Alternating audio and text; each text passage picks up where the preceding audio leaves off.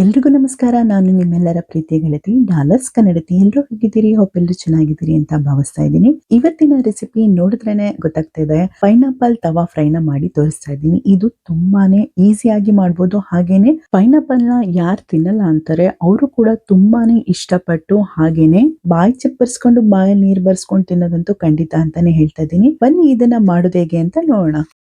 ಮೊದಲಿಗೆ ಒಂದು ಪ್ಲೇಟ್ಗೆ ಸ್ವಲ್ಪ ಅಚ್ಕಾರದ ಪುಡಿ, ಸ್ವಲ್ಪ ಪೆಪ್ಪರ್ ಪುಡಿ, ಹಾಗೆ ಸ್ವಲ್ಪ ಧನಿಯಾ ಪುಡಿ, ಜೀರಾ ಪುಡಿ ಹಾಕೊಳ್ಳಿ. ಸ್ವಲ್ಪ ಸ್ವಲ್ಪ ಸಾಕು.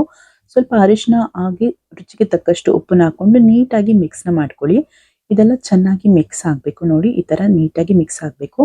ಹಾಗೆ ಇದೊಂದು ಚಾಟ್ ಅಂದಮೇಲೆ ಸ್ವಲ್ಪ ಚಾಟ್ ಮಸಾಲ ಹಾಕೊಂಡು ಒಂದು ನೀಟಾಗಿ ಮಿಕ್ಸ್ನ ಕೊಟ್ಕೊಳ್ಳಿ. ಇದು ರೆಡಿ ಆಯಿತು ಇವಾಗ ಈ ಮಸಾಲೆ. ಇವಾಗ ನಾವು ಪೈನಾಪಲ್ನ ನೀಟಾಗಿ ಸಿಪ್ಪೆ ಎಲ್ಲ ಕಟ್ ಮಾಡಿಕೊಂಡು ಈ ಥರ ಸ್ಲೈಸ್ ಮಾಡಿ ಎತ್ತಿಟ್ಕೋಬೇಕು. ಈ ನಾವು ರೆಡಿ ಮಾಡ್ಕೊಂಡಿದ್ವಲ್ಲ ಖಾರ ಅಥವಾ ಮಸಾಲೆನ ಈ ಥರ ಪೈನಾಪಲ್ಗೆ ನೀಟಾಗಿ ಸ್ಪ್ರೆಡ್ ಮಾಡ್ಕೊಳ್ಬೇಕು. ನೀಟಾಗಿ ಅದು ಎಲ್ಲ ಕಡೆ ಉಪ್ಪು ಖಾರನ ನಾವು ಹಚ್ಕೊಳ್ಬೇಕು. ನೋಡ್ತಾ ಇದ್ದೀರಲ್ಲ, ನಾನು ತೋರಿಸ್ತಾ ಇರೋ ರೀತಿ ನೀಟಾಗಿ ಸ್ಪ್ರೆಡ್ ಮಾಡಿಕೊಂಡು ಹಚ್ಕೊಳ್ತಾ ಹೋಗಿ. ನೋಡಿ, ಸೈಡಲ್ಲೂ ಕೂಡ ಹಚ್ಕೊಳ್ಳಿ. ತುಂಬಾನೇ ಚೆನ್ನಾಗಿರುತ್ತೆ. ಪೈನಾಪಲ್ ಹಣ್ಣಾಗಿರೋದನ್ನ ತಗೊಳ್ಳಿ, ಇನ್ನೂ ತುಂಬ ಟೇಸ್ಟ್ ಸಖತ್ತಾಗಿರುತ್ತೆ.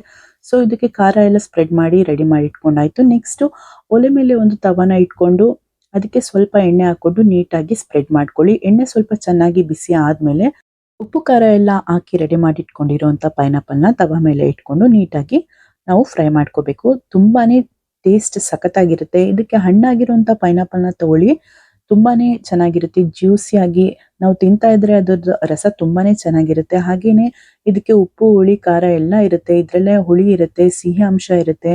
ನಾವು ಹಾಕಿರೋ ಖಾರ ಮಸಾಲೆ ಎಲ್ಲ ತುಂಬಾನೇ ಒಳ್ಳೆ ಟೇಸ್ಟ್ ಕೊಡುತ್ತೆ. ಪೈನಾಪಲ್ನ ಯಾರು ತಿನ್ನಲ್ಲ ಅಂತಾರೆ ಅವ್ರಿಗೇನಾದ್ರು ಒಂದ್ಸಲ ಈ ರೀತಿ ಮಾಡ್ಕೊಟ್ಬಿಟ್ರೆ ತುಂಬಾನೇ ಇಷ್ಟಪಟ್ಟು ಪೈನಾಪಲ್ನ ತಿನ್ನೋದಂತೂ ಗ್ಯಾರಂಟಿ ಅಂತ ಹೇಳ್ಬೋದು. ನೋಡ್ತಾ ಇದ್ದೀರಲ್ಲ, ಈ ರೀತಿ ಚೆನ್ನಾಗಿ ಫ್ರೈ ಮಾಡ್ಕೊಂಡ್ರೆ ಸಾಕು.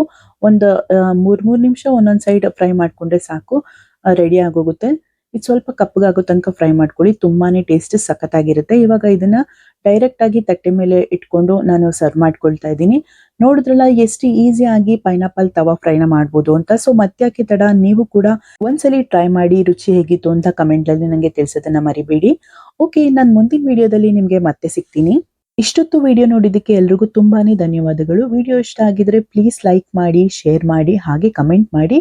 ಸಬ್ಸ್ಕ್ರೈಬ್ ಆಗೋದಂತೂ ಮರಿಬೇಡಿ. ಪಕ್ಕದಲ್ಲಿರುವಂತಹ ಬೆಲ್ ಐಕನ್ನ ಪ್ರೆಸ್ ಮಾಡಿ. ನಾನು ಮುಂದೆ ಹಾಕೋ ಎಲ್ಲಾ ವಿಡಿಯೋಗಳ ನೋಟಿಫಿಕೇಶನ್ ನಿಮಗೆ ಬಂದು ತಲುಪುತ್ತೆ. ಬಾಯ್.